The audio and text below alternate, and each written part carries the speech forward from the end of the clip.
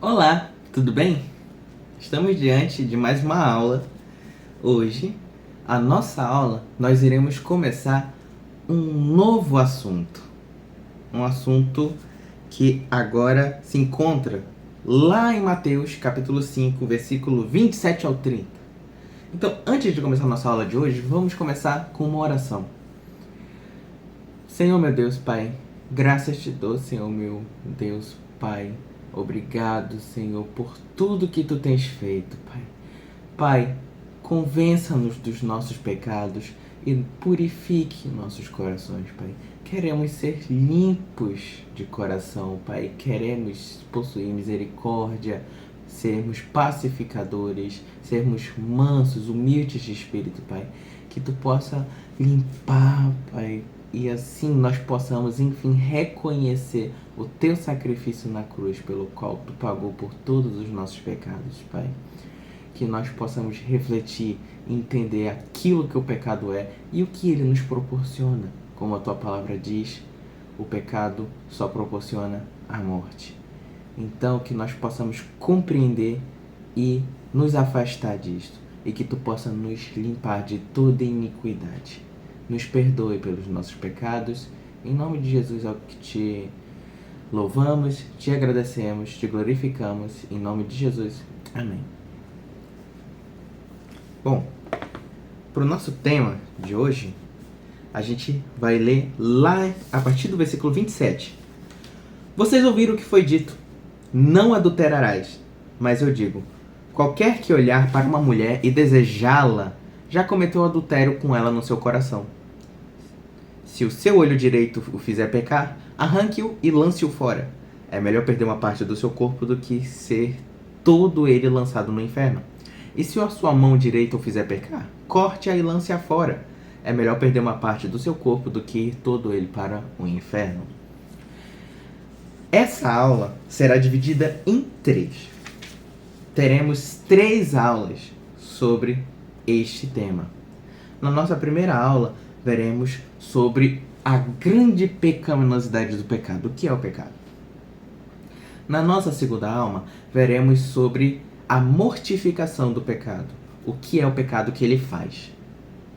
Né? A mortificação. O que é essa mortificação do pecado? Como que funciona? Entender e compreender. E por último, na nossa terceira aula, como mortificar a carne. Quais são os meios? E entender melhor.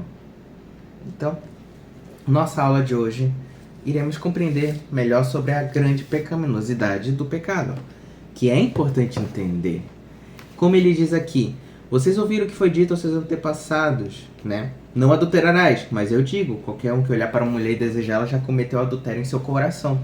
Então, a gente vê aqui mais uma vez os fariseus e escribas reduzindo algo que foi dado por Deus a meras letras.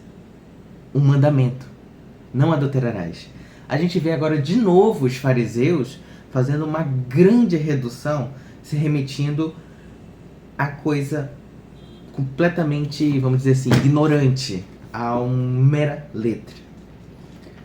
A palavra diz, se trata do espírito da lei. Lá em 2 Coríntios 3,6, se trata do espírito da lei, porque a letra mata, mas o espírito vivifica. Portanto, a verdadeira dificuldade dos fariseus era que, basicamente, que era o que complicava eles, era o fato de que eles nunca haviam lido atentamente os 10 mandamentos. Nunca. Como assim nunca ler atentamente os 10 mandamentos? Se eles tivessem se atentado bem aos 10 mandamentos, eles claramente teriam se atentado ao 10º mandamento, que diz: não cobiçarás. Nem cobiçarás o gado do seu próximo, a casa do seu próximo, a mulher do seu próximo. Então, se eles tivessem realmente se atentado a esse 10º mandamento, eles claramente compreenderiam que não se trata meramente de uma ação, mas se trata também do interior. Eles teriam percebido, mas eles nunca olharam para os 10 mandamentos realmente, de fato, para valer. Eles jamais consideraram Jamais, é uma coisa que a gente aprende aqui, jamais deveríamos pensar nos 10 mandamentos como as coisas isoladas. Ah, não adulterarás. Ele só tá falando para não adulterar, pronto.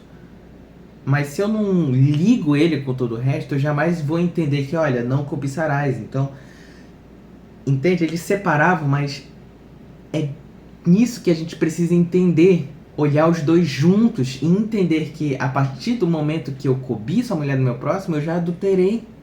Porque isso está nos mandamentos. Então, a lei, novamente, mais uma vez, como sempre, está salientando a importância do coração. Dizendo que o coração é importante. Nós não podemos apenas adorar a Deus mecanicamente. Com uma adoração mecânica, com uma adoração de olhar, não adulterarás. Não adulterei, então pronto, eu tô tranquilo. Não. A coisa vai muito mais profundo do que isso.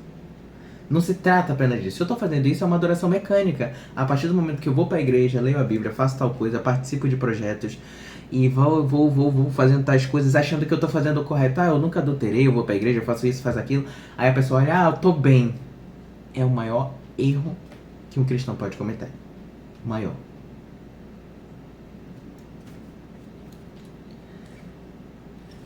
O propósito inteiro da lei é mostrar a grandíssima e extrema pecaminosidade do pecado. Esse é o versículo que eu posso afirmar que de toda a Bíblia é o versículo que mais desmascara o pecado. As pessoas tendem a fugir disso. As pessoas, elas sempre tendem a querer se desviar do verdadeiro propósito. Por mais que o tema do versículo seja o adultério, na verdade ele está falando realmente, propriamente sobre o pecado. Adultério é um pecado. Só que ele vai muito além disso. O que ele mostra vai muito além do simples adultério. As pessoas, elas tendem a se desviar, por exemplo, teoria da evolução, não é?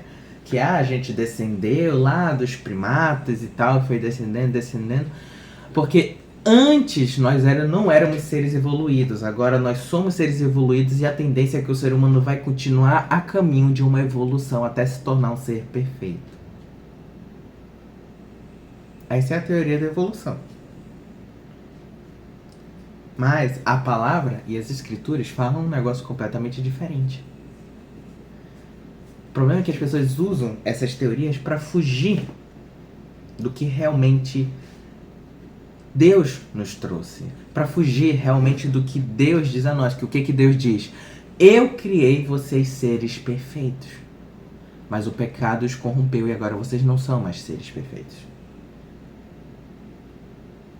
Será que Deus criou alguma coisa imperfeita? Não, jamais. Deus jamais criou algo imperfeito. O problema é que o coração do ser humano é que se corrompeu e o próprio ser humano fez dele um ser imperfeito. A partir lá do Éden, o jardim perfeito, com os seres perfeitos e o homem e a mulher perfeitos, puros. Mas por causa da corrupção do coração do homem, da desobediência, agora nós temos que lidar com algo que se chama pecado. Agora a gente tem que lidar com algo que se chama pecado. E o pecado agora é o que corrompe. Todas essas teorias, todas essas justificativas, é um meio que as pessoas usam de tentar justificar e negar a existência do pecado. Negar a origem do pecado. Não. A origem do pecado foi lá, no Éden. E que permanece até hoje, nos atrapalhando. Então, o que nós veremos hoje é que a gente vai aprender claramente o que é a doutrina do pecado. Uma das coisas que mais esse versículo ressalta é a importância de nós conhecermos a doutrina do pecado. É extremamente importante. É de extremamente relevância. Extrema relevância. Aí você vai perguntar, Lucas, por quê? O porquê que eu preciso aprender sobre a doutrina do pecado? Qual é a razão da gente necessitar aprender? Por que esse versículo está apontando essa razão? Vamos primeiro ver o porquê que devemos aprender. Em primeiro lugar, do porquê que precisamos aprender a doutrina do pecado. Porque é o seguinte, ao menos que a gente entenda o que é a doutrina do pecado, jamais entenderemos verdadeiramente o caminho da salvação do Novo Testamento. Exatamente. Se reparar, isso nos traz as seguintes perguntas. Por que Jesus morreu na cruz? Qual foi a razão do seu sacrifício? Por que ele não usou o seu poder e essa grandeza para sair daquela cruz? E se deixou morrer? Qual é o significado da sua morte na cruz? A resposta é muito simples. Não havia outro realmente adequado para pagar por nós o preço do pecado. Somente ele tinha a chave das portas. Somente ele podia pagar esse preço. É o pecado que explica essa situação. É o pecado que explica o porquê Cristo morreu na cruz. É o pecado que dá significado à morte de Cristo na cruz.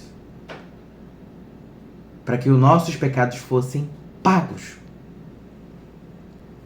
Então, desde o surgimento do pecado, é que podemos entender o motivo do sacrifício de Cristo na cruz. Desde o surgimento lá no Éden.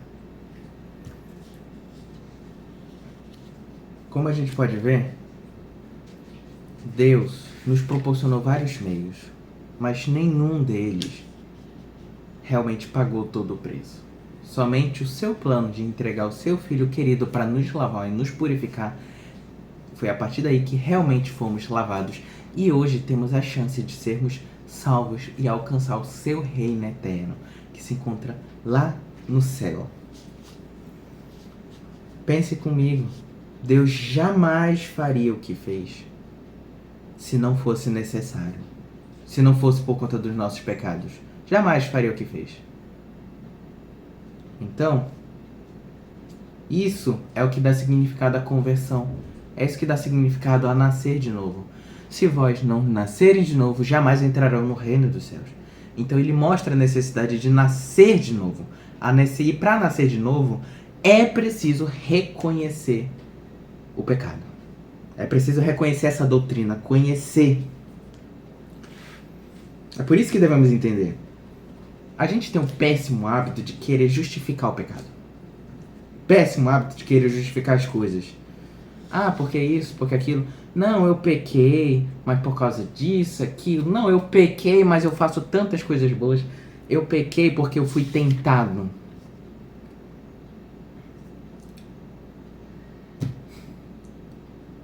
A palavra diz: pare de procurar culpados e reconheça o seu pecado. A gente pode ver esse exemplo no Éden. Quando a mulher e o homem pecaram, o homem joga a culpa na mulher, a mulher joga a culpa na cobra. Mas não foi a cobra que pecou.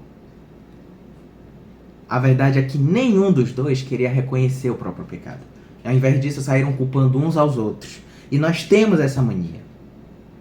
Então devemos parar e reconhecer nosso pecado. Esse é o primeiro passo. Reconhecer o pecado. E entender que o único motivo pelo qual somos justificados é pelo sangue de Jesus. Somente através do sangue de Jesus é que somos justificados. Por nenhum outro motivo seremos justificados. Por nenhuma outra coisa. Nós não nos justificamos. Jamais poderemos nos justificar. Somente Cristo, com seu sangue, pode nos justificar. E é isso que o Evangelho prega e está pregando a nós. E é o que devia pregar. Muitas das vezes a gente vê uma falha grandíssima no Evangelho pregado pelas pessoas, é que as pessoas chegam e dizem: ah, venha Jesus, venha Jesus, venha para a igreja. Isso. Não estou dizendo que é errado, mas estou dizendo, devemos se atentar no que realmente deve ser pregado, que é sobre o pecado. A gente tem que parar e quebrar essa doutrina de somente venha Jesus, e pregar o quê? O arrependimento. Pregar sobre o pecado. Para ter arrependimento, é preciso entender sobre o pecado. E um evangelho, ele não existe sem arrependimento do pecado. Não existe. É chegar para a pessoa e falar, olha, arrependa-se. Arrependa-se dos seus pecados, arrependa-se e venha a Cristo. Então esse é o começo. Esse que é o começo de tudo. As pessoas tendem a fugir dessa pregação, mas tem que existir. Sem arrependimento, não existe evangelho. E arrependimento do quê? Do pecado. Por isso devemos entender o pecado. E parar com essa doutrina de querer fugir do pecado e reconhecê-lo. Quer ver? Lá, quando Jesus começa a pregar lá em Mateus 4, versículo 17, as primeiras palavras das pregações de Jesus: arrependam-se, pois o reino dos céus está próximo. Percebe-se que em todos os 4 evangelhos, Jesus não ficou andando por lá só gritando e gritando: vem a mim, vem a mim, vem a mim, vem a mim, vem a mim. Não. Eis que ele diz: arrependam-se. Arrependam-se de seus pecados, vai e não peque mais. E daí sim, venha a mim, porque eu sou manso e humilde de coração. Pois eu os perdoo quando vocês se arrependem. Então precisa ter arrependimento. E para haver arrependimento, eu preciso conhecer a doutrina do pecado. A evangelização começa pela santidade de Deus, pela pecaminosidade do homem, pelas exigências da lei e suas punições e pelas consequências eternas do mal e das práticas injustas. Só quem percebe a sua culpa e vai a Cristo recebe livramento e redenção. Primeiro eu me arrependo e reconheço, e daí eu vou a Cristo e recebo a redenção. Vamos agora para o segundo ponto do porquê devemos aprender claramente a doutrina do pecado. Segundo ponto. A doutrina do pecado é vital para que se faça a verdadeira ideia sobre a santidade. É exatamente a doutrina do pecado que me diz exatamente o que é a santidade. E isso, nossa, é o que mais devemos falar sobre os nossos dias de hoje. Vixe! A nossa geração é a geração que eu falo calmamente, tranquilamente, que é a geração mais superficial que existe em relação do evangelho. A gente encontra pessoas completamente satisfeitas consigo mesmo, porque não comete adultério, porque não bebe, porque não fuma, porque não faz tais coisas e vai para a igreja. Tô tranquilo. Mas não é assim que funciona. E não é assim. Essas pessoas pensam que tá tudo bem. Então, a grande real mensagem desse versículo é que a santidade é uma questão do coração e não somente uma conduta externa. E isso é que é algo que a gente precisa ter na cabeça, que é o que esse versículo fala. Quando ele diz, não adulterarás, mas ele fala, mas só o fato de você olhar para uma mulher e desejá-la, você já adulterou no seu coração. É o Jesus está dizendo, olha, o pecado não é só uma questão externa, é uma questão do coração. É extremamente importante. Vem do coração, vem dos seus desejos, vem do seu anelo. Ele está perguntando para nós do que você tem fome e sede. Do que você tem fome e sede, o que você deseja, o que você anela.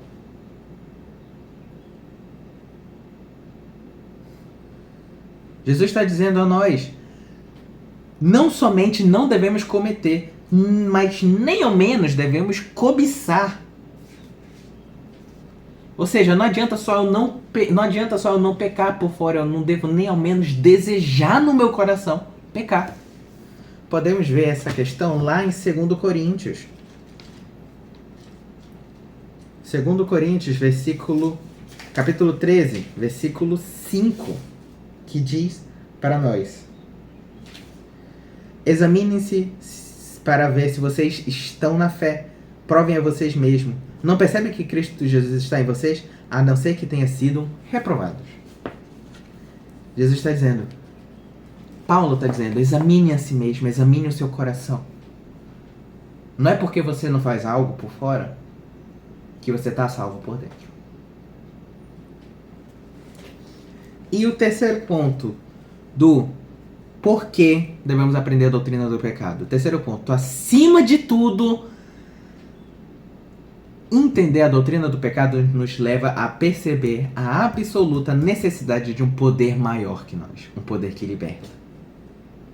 É exatamente a doutrina do pecado que nos leva a Cristo e a dependência total nele. A questão da santidade jamais deve ser uma questão de você quer ser feliz? Procurar felicidade? Você quer viver plenamente? Viver a vida com um V maiúsculo? Sei lá. Não. Mas antes é pregar a doutrina do pecado, que revela para o homem a sua verdadeira natureza. Mostra para si a sua natureza corrompida, tomada pelo pecado. Para que assim o homem abomine a si e se torne humilde de espírito. Para que assim ele alcance e seja manso, misericordioso, e assim ele seja limpo de coração, para que assim ele possa ser pacificador e perseguido pela justiça. Santidade não é experiências, não é anos de igreja, não é o fato de eu já ter lido a palavra. Conheço homens que leram a Bíblia inteira, mas não creem em Jesus.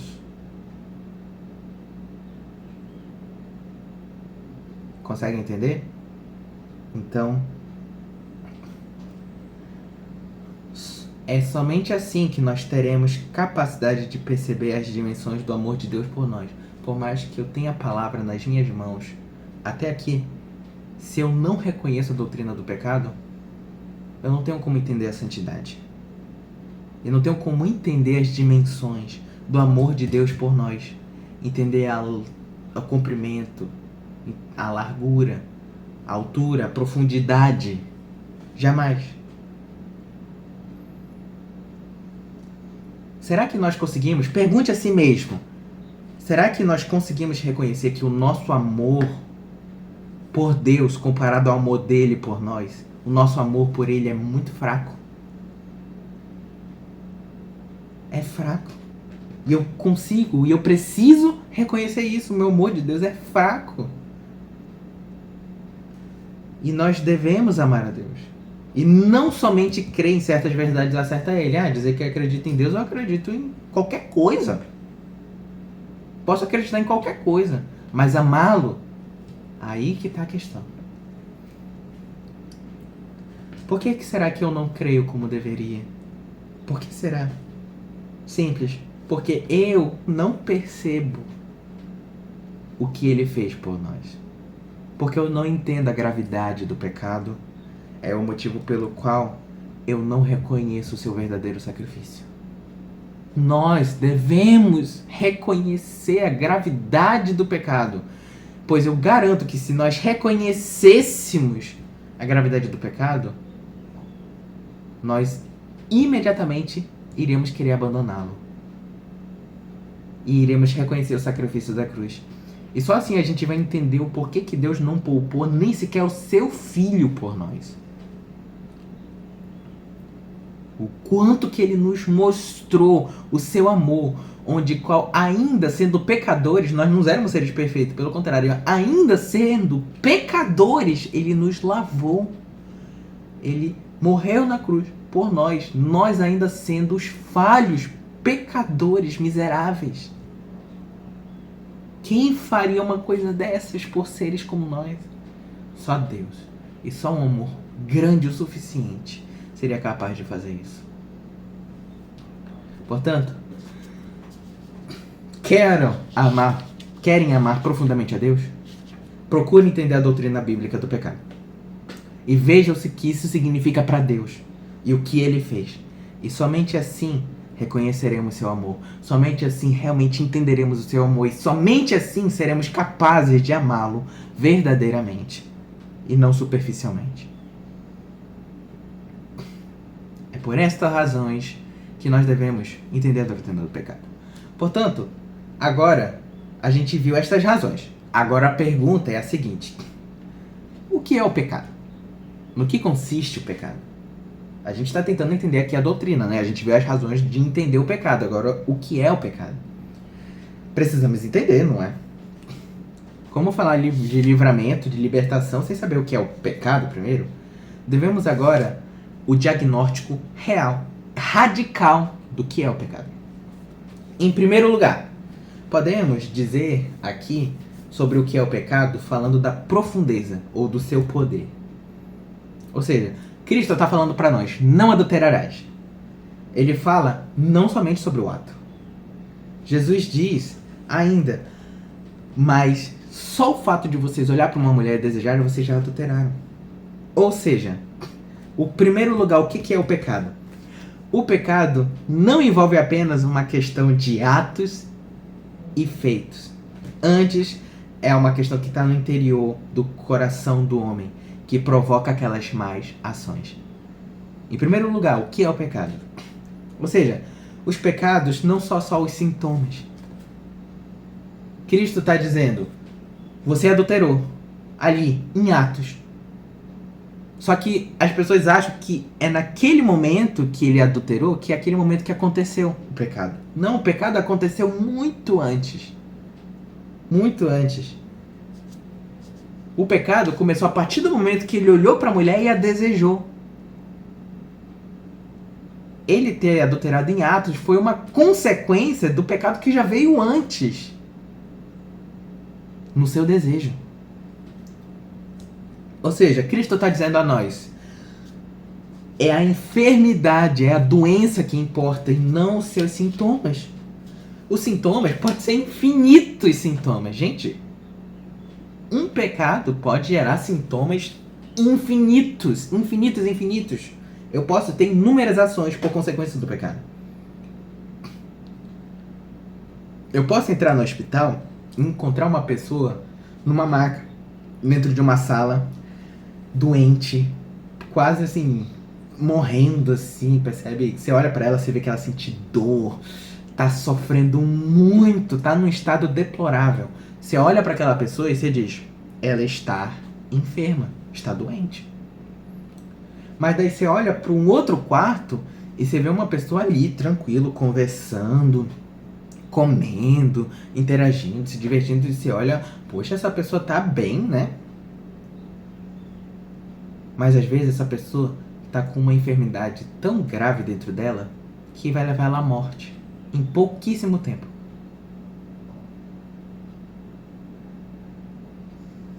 Assim como a outra.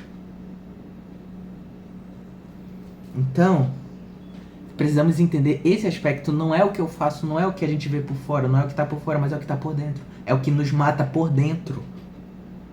É isso que deve ser tratado. Não é o que eu faço, mas é o que me leva a fazer aquilo. Exemplo disso? O adultério. Como eu disse, antes mesmo do homem cometer o adultério, ele cometeu muito antes do pecado. Foi lá quando ele desejou a mulher. Então a pergunta é, onde está o nosso coração? Será que o nosso coração não está enfermo? Está doente? Precisamos reconhecer que o pecado está em nós. A gente vai se aprofundar mais nisso, mas precisamos reconhecer, o pecado está em nós. E é por isso, exatamente por isso que devemos voltar. E é isso que quebra todas essas teorias. Nós não estamos evoluindo. Nós estamos regredindo. Pelo contrário, a gente tem que voltar lá para as nossas raízes, ao primeiro amor, lá no Éden, quando éramos seres perfeitos. É para lá que a gente está retornando. É para lá que é o que Cristo diz quando ele diz precisar nascer de novo, é se fazer nova criatura. Se fazer nova criatura, porque o pecado está em nós. E é por isso que necessitamos se fazer novas criaturas. Mateus, capítulo 15, versículo 19, diz o seguinte para nós. Pois do coração saem os maus pensamentos, os homicídios, os adultérios, as imoralidades sexuais, os roubos, os falsos testemunhos e as calúnias. Essas coisas tornam o homem impuro, mas o comer sem lavar as mãos não o torna impuro. Percebe? Cristo ele está dizendo aqui para todos nós. É o de dentro que vai sujar o homem, não é o que está por fora, não é o lavar as mãos que vai tornar o homem limpo ou não, mas é o por dentro, é aqui dentro. Então, precisamos reconhecer que o pecado é essa força terrível e dominadora, é essa doença, essa enfermidade. E é justamente por essa doença que temos que devemos consultar o médico. Devemos buscar qual é o médico? Deus. Procurar a Deus verdadeiramente, amar o que Deus ama e odiar o que Deus odeia. Amar o que Deus ama, odiar o que Deus odeia. E o que Deus odeia? O pecado. Devemos odiar o pecado. Então, devemos amar a verdade. Vamos falar ainda mais sobre isso. Mas, nesse momento do estudo aqui, é que a gente vai conversar sobre isso. Como é que tá a sua relação com Deus? Tá boa? Talvez a gente ache que o momento que a gente está tendo aqui agora, eu falando, vocês assistindo, a gente pode pensar, eu tô tendo agora o meu momento de relação com Deus. Isso daqui não é um momento de relação com Deus. Entenda uma coisa. Este momento onde eu estou falando e vocês estão assistindo, isso não é um momento de relação com Deus. O que a gente está fazendo aqui é aprendendo. A gente está fazendo uma aula. Quando a gente vai com uma pessoa próxima, a gente não vai tratando como se fosse uma aula. Isso é um erro. E eu posso falar isso porque eu sei. É um erro. Nossa relação com Deus não se trata de aulas. A nossa relação com Deus acontece, não nesse momento, mas acontece quando eu vou pro meu quarto, tranco a porta, dobro os joelhos e oro. Falo com Deus, diretamente com Deus. Esse é o meu momento de relação. Lá dentro não importa o que aconteça, eu falo tudo, converso com Deus, oro, clamo. Esse é o meu momento de relação com Deus. E é isso que devemos ter. Veremos agora, segundo, o que é o pecado. Diz o seguinte: veremos a sutileza do pecado. Agora, né? Veremos a sutileza sobre o pecado ser sutil. Como assim? O segundo ponto é o seguinte: o pecado é aquela coisa terrível de que tal maneira nos ilude e engana que nos deixa perfeitamente felizes e contentes enquanto ainda não cometemos o ato. É uma frase grande, mas em resumo, o que isso quer dizer? Que o pecado é ilusório.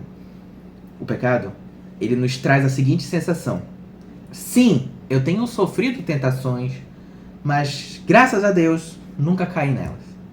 Olha, essa frase ela não é ruim, ela é boa e é correta até certo ponto, quando eu não exagero na minha satisfação.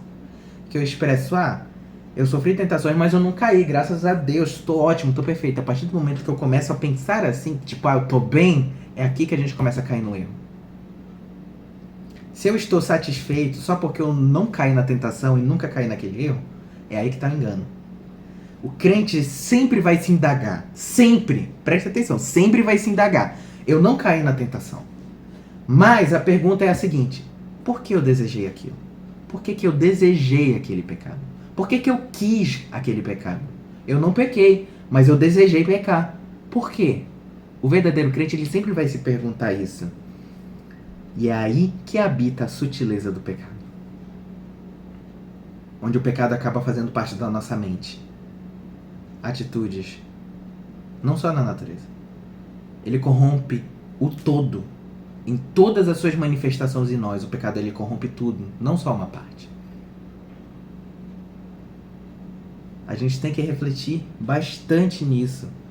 Tem pessoas que, assim, jamais sonhariam em cometer adultério. Pessoas que são realmente fiéis jamais sonhariam em adulterar contra a mulher, contra o marido, mas já adulteraram em seu coração, em sua mente, em imaginação, se imaginaram contra a mulher. Então pense assim. Pense assim.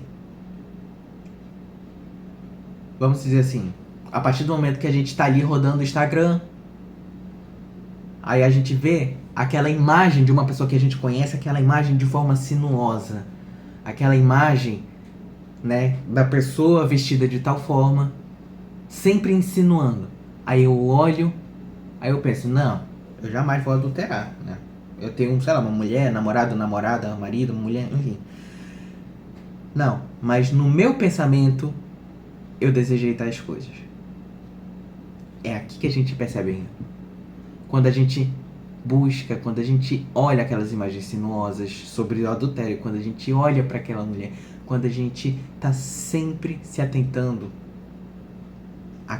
essas coisas em específico, é aqui que a gente precisa se entender. Ó, não é porque, sei lá, eu nunca fiz tal coisa, nunca tenha, enfim, feito o ato por si só, nunca tenha assistido, mas no meu pensamento, na minha imaginação, eu adulterei. E aqui está o erro. Ou seja, eu estou praticando o pecado através de terceiros e não estou me preocupando com isso. Esse é o alerta de Cristo. Cristo, ele está mostrando para nós o quão sutil é essa coisa tremenda, horrível, maligna, terrivelmente terrível, que se chama pecado. Ela é sutil, mas sutil o suficiente para nos levar para a morte. Podemos ver mais exemplos. Aquela série cheia de cenas maliciosas, cheia de cenas que induzem a imaginação ao pecado. Aquele livro com aquelas descrições, aquele jogo que ensinou a morte, aquele jogo que ensinou a maldade, que ensinou a frases ruins, mais ensinamento, aquele vídeo insinuoso que nós pesquisamos, que muitas das vezes a gente cai nesse pecado desses vídeos adultos. Então, a gente começa a se perguntar a seguinte coisa: por que fazemos tal coisa? Por quê? Eu dou a resposta muito simples. Nós gostamos. Amamos o pecado. Nós gostamos dele. Porque eu garanto que se não gostássemos do pecado, nós não pecaríamos. Eu posso garantir. A nossa natureza ama o pecado. Então, vamos ver uma outra ilustração desse mesmo ponto da sutileza do pecado. Essa sutileza acontece quando tentamos descobrir alguma outra explicação para os nossos fracassos. Por exemplo, em termos de olhos e mãos.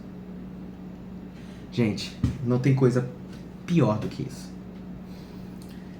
Uma vez, eu comecei a refletir sobre um negócio que é o seguinte: as pessoas dão muito essa desculpa de que, eu nasci assim, né? Eu nasci assim, tá na minha natureza, né? Ou seja, mas olha, eu não sou tão pior quanto aquela pessoa, aquele cara que tá preso e tal coisa, eu não sou pior do que ele, pense nisso.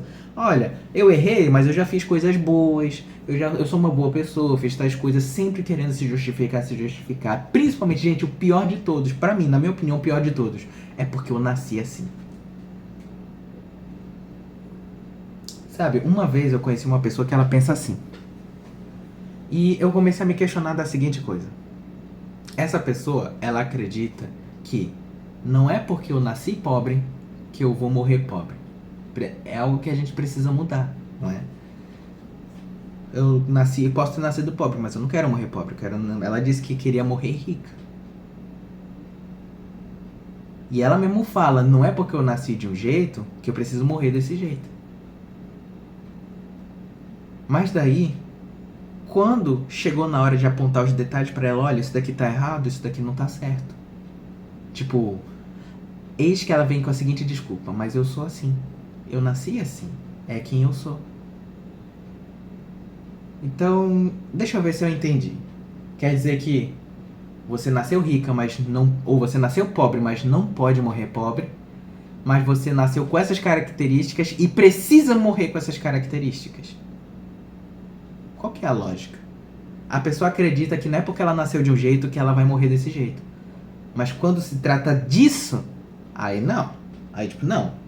Aqui eu nasci desse jeito. Não tem como mudar. Qual que é a diferença? Entende? Então, é a sutileza, é aqui que o pecado, ele sempre nos leva a tentar se explicar, a se justificar, usando a própria natureza. Ah, é porque eu assim, é porque eu tenho mãos, é porque eu tenho pés, é porque eu tenho olhos. Gente, não encaiam nessa. O pecado, ele é sutil, mas extremamente mortal e perigoso. E devemos sempre se atentar a isso. Terceiro ponto do que é o pecado.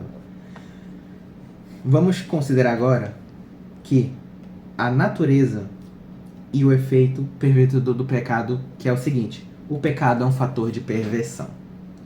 Isso daqui é essencial. Observe o que está escrito no versículo 30 aqui. Olha, é um exemplo, Saprão. Versículo 30 de Mateus 5. Versículo 30 diz: se a sua mão direita o fizer pecar, corte-a e lance-a fora. Aí você vai perguntar: como assim? Eu não estou entendendo. Fator de perversão. Ele mostra para nós, Jesus está dizendo aqui para nós nesse versículo, que o pecado é tão maligno, tão pervertedor, tão devastador, que transforma os próprios membros que Deus deu para nós, um presente de Deus, transforma os nossos próprios membros, que o intuito dele é fazer o bem, em nossos inimigos. Nossos próprios membros. Então, é uma questão, ó, nada de errado existe com instintos, nada de errado existe com instintos da natureza humana. Não tem nada de errado. Meu instinto de querer uma pessoa, por exemplo, o instinto da relação, uma conversa que a gente conversa muito, o instinto, né, sobre o desejo em relação ao sexo. Gente, não tem nada de errado nisso. Tanto que o sexo foi uma invenção de Deus. Deus criou o sexo. Não é pecado. Pelo contrário, Deus o criou. É de Deus. A relação sexual é de Deus. E muitas outras coisas são de Deus. Tudo, a natureza, tudo é de Deus. Só que qual que é o problema? O pecado corrompe essas coisas. O pecado corrompe o sexo. O pecado corrompe as coisas da natureza. O pecado corrompe até mesmo os próprios membros nossos. O pecado distorce tudo. A palavra do Senhor diz, lá em Tito, ele diz: todas as coisas são puras para os que são puros. Mas é que tá, nós não somos puros. Nossa natureza é pecaminosa, nós não somos puros. Portanto, mesmo dons preciosos como os olhos, como as mãos, né, de forma metafórica, obviamente, Deus está dizendo: arranque fora. Arranque. Isso é metafórico, obviamente. Mas ele está dizendo: arranque fora. Precisamos arrancá-lo para longe. Então, gente, não importa o que seja. Pode ser uma coisinha bestinha, mas se torna pecado. Porque o pecado corrompe tudo. Olha só o que está escrito em Romanos 7. Quer ver um exemplo disso? Romanos, capítulo 7, do versículo 7 ao 13. Se a gente for ler do 7 ao 13, ele vai dizer: será que a lei de Deus é pecado? De maneira nenhuma, de fato. Eu não saberei o que é pecado a não ser por meio da lei. Pois na realidade eu não saberia o que é cobiça se a lei não dissesse não cobiçarás. Mas o pecado, aproveitando a oportunidade dada pelo mandamento, produziu em mim todo tipo de desejo cobiçoso. Pois sem a lei, o pecado está morto. Gente, até da lei de Deus o pecado corrompe. Até a lei de Deus o pecado se aproveita. Olha o que ele diz aqui. O pecado, aproveitando a oportunidade dada pelo mandamento, produziu em mim todo tipo de desejo de cobiça. Até da lei de Deus. Esse é o pecado. Até questões simples podem se tornar prejudiciais. Lembre-se disso, até as coisas puras podem ser corrompidas e nos levar ao erro. E precisa ser removido. A lei é pura. A lei de Deus é digna, reta. Mas está em nós a dificuldade. É em nós que está o problema. É em nós que está isso que nos impulsiona e nos leva a essa natureza pervertida. É o pecado. Estamos doentes. Precisamos de um médico. E por último, mas não menos importante, por fim, o pecado é destrutivo. O pecado é algo completamente destrutivo. Em Mateus 5, versículo 29 diz: o pecado destrói o ser humano. Ele trouxe a morte, pois o salário do pecado é a morte. Lá em Mateus 5, versículo 29, que ele fala, sobre os olhos. Ele trouxe a morte. Deus odeia o pecado. Deus odeia porque o pecado, ele diz, o próprio Deus diz, o salário do pecado é a morte. Então, se não fosse pelo sacrifício de Cristo, nós estaríamos pagando com morte pelo pecado. E ele ainda proporciona a morte, porque nós todos morreremos essa primeira vida. Mas todo aquele que não se arrependeram, não abandonaram o pecado levará na segunda morte. Não tem nada de bom no pecado. E às vezes eu fico confuso comigo mesmo, até comigo eu fico pensando, como posso eu amar o pecado? Não tem nada de bom no pecado, como que eu posso eu amar o pecado? Como posso eu ainda desejar o pecado? E eu fico muito triste vendo eu, muitas das vezes, amando mais as outras coisas que me levam ao pecado do que ao próprio Deus. Então, nós devemos refletir nisso. O pecado nos leva direto ao inferno. Se nós realmente compreendermos isso no nosso coração, a palavra do Senhor garante que nós não vamos amar o pecado. Pelo contrário, a gente vai querer largar ele com toda a nossa força. Romanos, capítulo 6, versículo 23, diz o seguinte para nós. Versículo 23, pois o salário do pecado é a morte, mas o dom gratuito de Deus é a vida eterna em Cristo Jesus, o nosso Senhor. Ele é a nossa vida eterna. É nele. E é o que Deus está nos ensinando. Não adulterarás. É o que ele diz. Não se trata do ato externo, se trata do coração. Pois eu vos liberto. Eu os limpo, eu os purifico, eu lhes dou a vida eterna. Você pode não ter cometido atos, mas vem a pergunta: e como está o coração? E como é que está a imaginação? Você gosta do que imagina? Você gosta do que deseja? Pense consigo mesmo. Onde está a sua satisfação? Sua satisfação está naqueles momentos dos seus 5 minutos, escondido no quarto, escondido no banheiro? Naqueles momentos onde você fica admirando aquelas imagens daquela pessoa? Sua satisfação está em sair pelas ruas, procurando, olhando por aí, vendo o que desejar? É aí que está a sua satisfação? Cristo está dizendo a nós: não fiquem satisfeitos. E menos ainda, parem de se justificar. Não fuja disso. Reconheça o seu pecado. E largue. Mesmo que seja desconfortável e dolorido, largue. Isso faz parte do processo da santificação. Não fuja da palavra, não fuja da justificativa. Tem gente que, não reconhece, não consegue entender. Portanto, que a gente possa se sentir imundos, carentes de lavagem, carentes de purificação, reconhecer que nós precisamos ser limpos, limpos pelo sangue de Cristo, que a gente precisa ter nossos desejos mudados, que é no nosso coração que precisamos ser tratados, reconhecer que, Senhor, por mais que eu não faça tais coisas, por mais que eu não cometa tais atos, mas eu ainda preciso de cura, a cura aqui dentro. Eu preciso lavar o prato por dentro, eu preciso lavar o copo por dentro, lava o interior do copo, Senhor, eu preciso ser lavado, para que daí sim o meu interior venha a ser lavo verdadeiramente. Precisamos, Senhor, que Tu nos ortogue um novo coração. Precisamos voltar ao jardim, voltar à nossa origem, ao primeiro amor.